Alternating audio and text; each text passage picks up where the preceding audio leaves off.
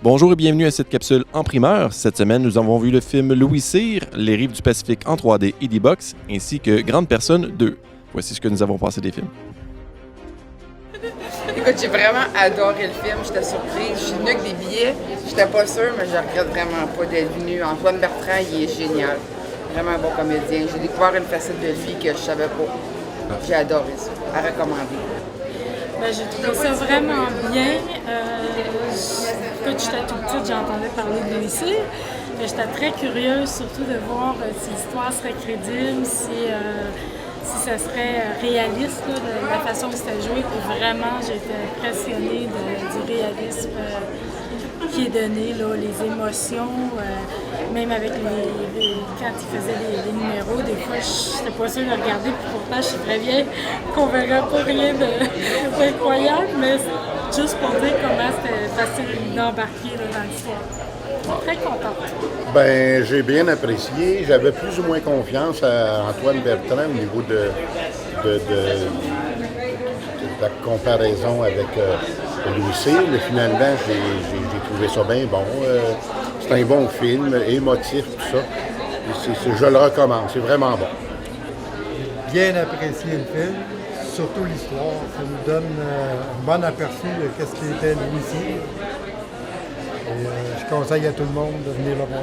Les attentes étaient peut-être moins grandes, mais je m'aperçois que le film apporte la vérité de nos choses passées et que c'est très bien fait, puis je suis très, très satisfait.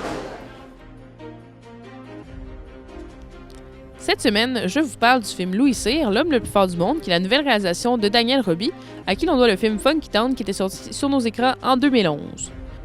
Tout d'abord, je dois admettre que Antoine Bertrand m'a surprise. Il est vraiment brillant à l'écran, c'est le plus grand rôle de sa carrière jusqu'à présent, puis il donne une performance incroyable. En fait, c'est comme lui la réincarnation de Louis Cyr sur grand écran. C'est comme si le rôle, en fait, c'est comme si Louis Cyr avait été pas inventé. C'est comme si Louis Cyr avait existé pour qu'Antoine Bertrand puisse l'interpréter un jour. J'ai aimé voir le côté historique du film. Pour un film québécois, je trouve que c'est vraiment très réussi. Les décors, les costumes et même les images du film étaient magnifiques. Les effets spéciaux étaient très bien faits. Et ce film-là, d'après moi, va prouver que l'on produit de très bons films ici même, au Québec. Pour ma part, j'ai adoré le film Louis Cyr. Tout d'abord parce que c'est un personnage que je ne connaissais pas du tout. Louis Cyr, qui est un homme fort, en fait, qui a fait les plus grands records de poids lourd. J'espère que vous allez venir voir le film en salle. Je vous le conseille à tous. C'est vraiment un excellent film québécois. Merci beaucoup et bon cinéma.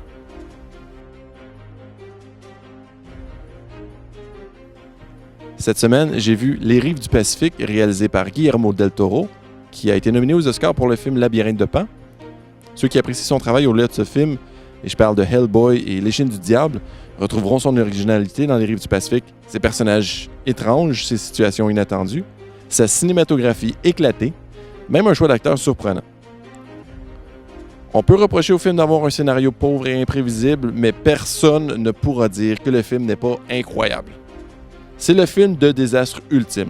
Les scènes d'action sont époustouflantes, originales.